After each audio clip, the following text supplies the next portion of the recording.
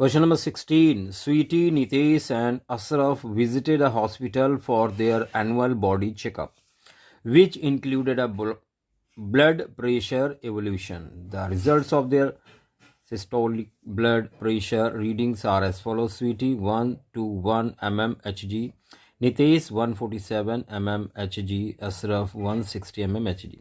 The table below depicts the systolic blood pressure ranges of all the patients who visited the hospital on the same day.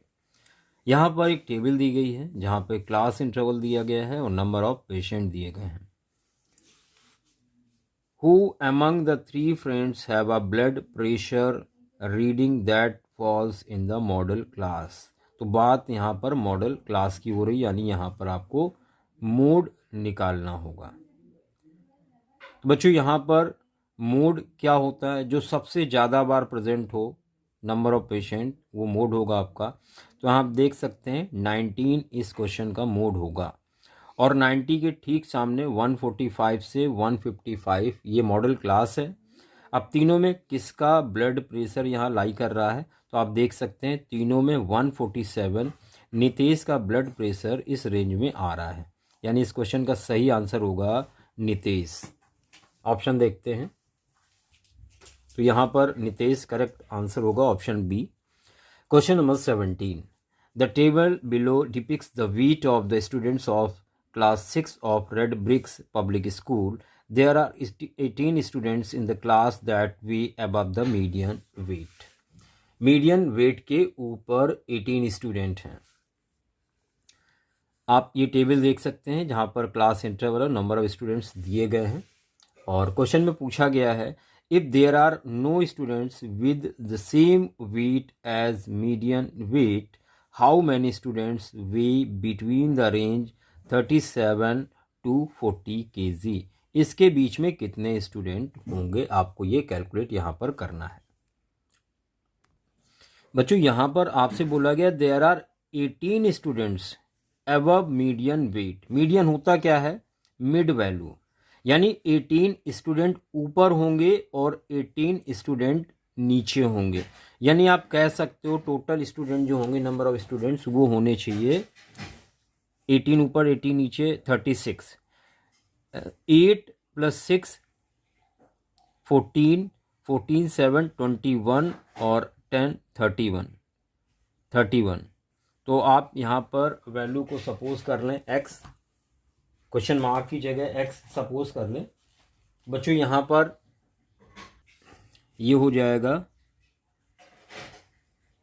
31 plus question mark is equal 36.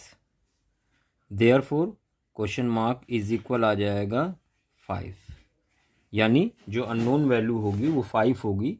37 से 40 के बीच में 5 लाई करेंगे students. ये देखिए आपसे पूछा था 37 से 40 के बीच में, तो 5 स्टूडेंट्स, यानी ऑप्शन ए करेक्ट आंसर होगा. Question number 18. Ginny flipped a fair coin 3 times. एक सिक्के को 3 टाइम उछालती है and tails came up each time. Ginny wants to flip the coin again, मतलब 3 बार के बाद उसने चौथी बार क्वाइन को उछाला. What is the probability of getting head in next coin flip? अब देखिए यहाँ 3 बार और यहाँ चौथी बार, तो यहाँ आपको जो 4th टाइम है उससे मतलब है. जब ये 4 टाइम टॉस करेगी तो आप ध्यान दें या तो हेड आएगा या टेल आएगा.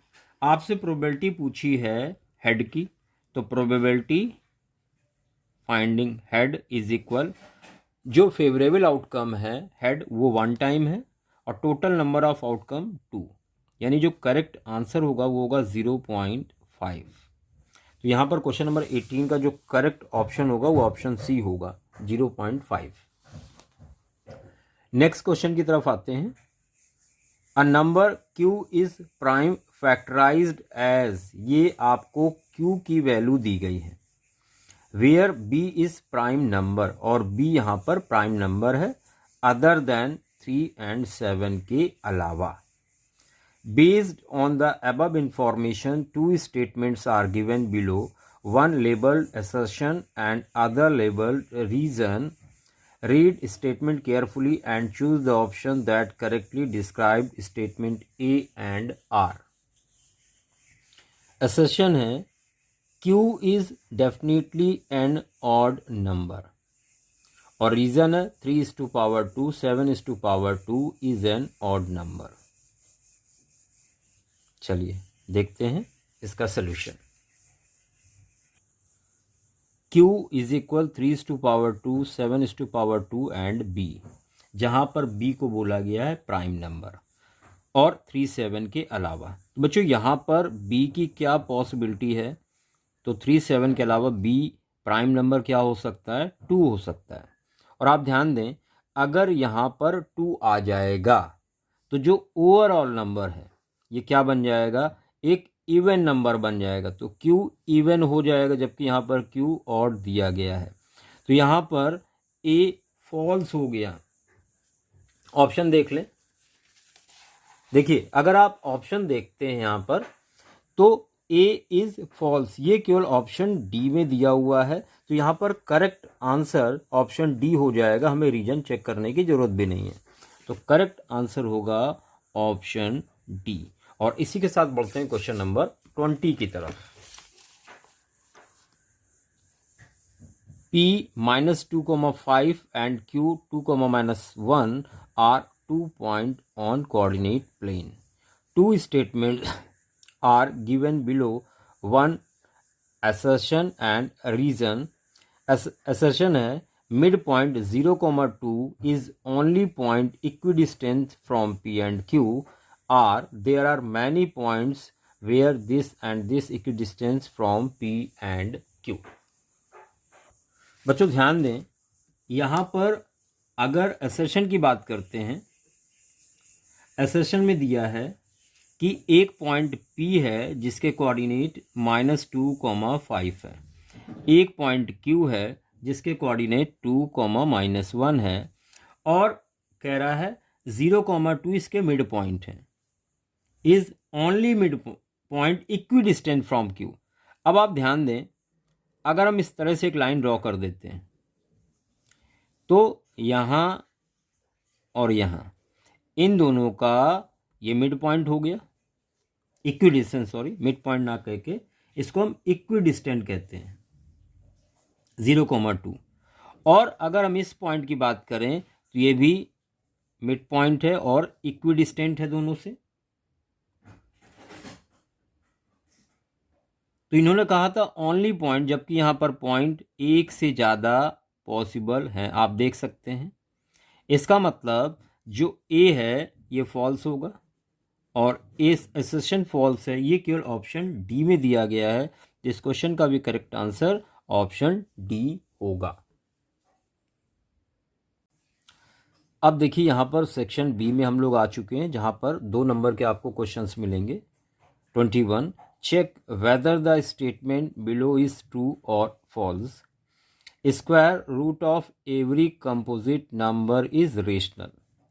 देखिए स्क्वायर रूट कंपोजिट नंबर 4 है, 4 का स्क्वायर रूट रेशनल होता है. कंपोजिट नंबर 6 है जिसका स्क्वायर रूट रेशनल नहीं होता है. तो ये स्टेटमेंट फॉल्स हो गया. Justify your answer by proving rationality और इरेशनैलिटी एज एप्लीकेबल. इसको आपको प्रूव करके दिखाना होगा. तो एग्जांपल हम 6 का ही ले लेते हैं. तो बच्चों स्टेटमेंट तो 21 का फॉल्स हो गया. अब यहां सपोज कर लेते हैं late √6 B a rational number. हमने सपोज कर दिया √6 एक रेशनल नंबर है. इसको हम P/Q के फॉर्म में लिख सकते हैं where P and Q are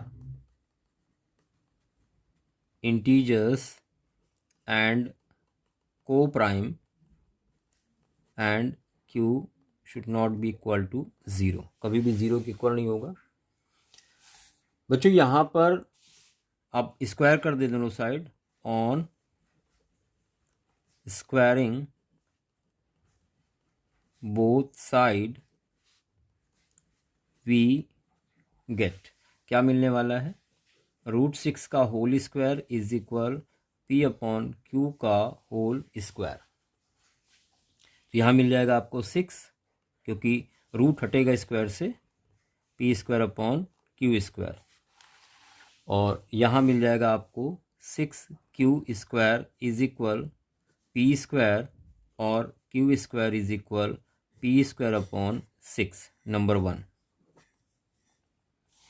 since P² is divisible by 6, that is 2 and 3, sorry भाई 6 के फैक्टर होते 2 और 3, दोनों ही प्राइम नंबर हैं।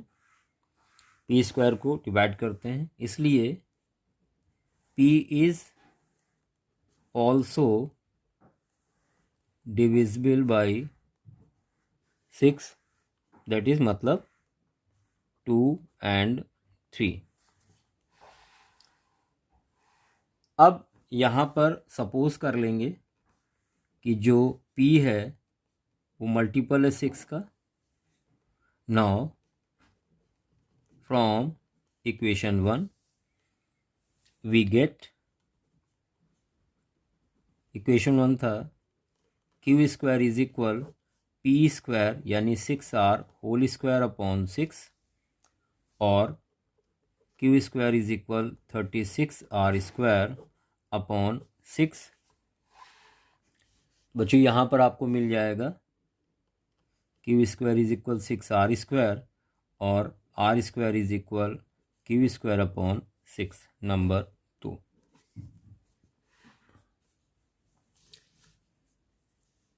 From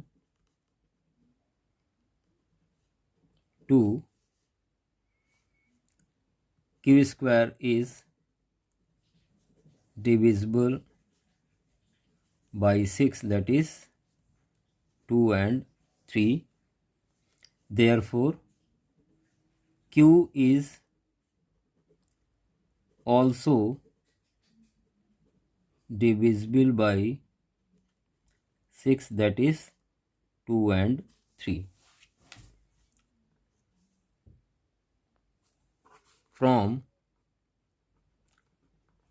1 and 2 it is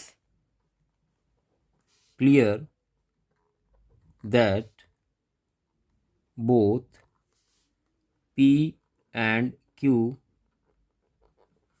have a common factor 6।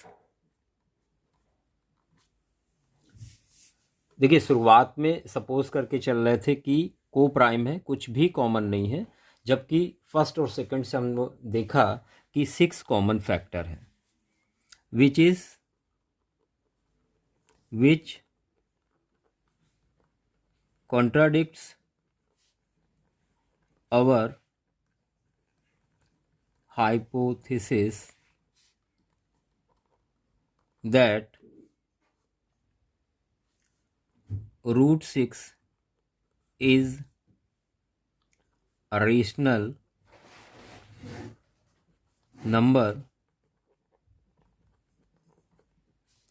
therefore √6 is an irrational number.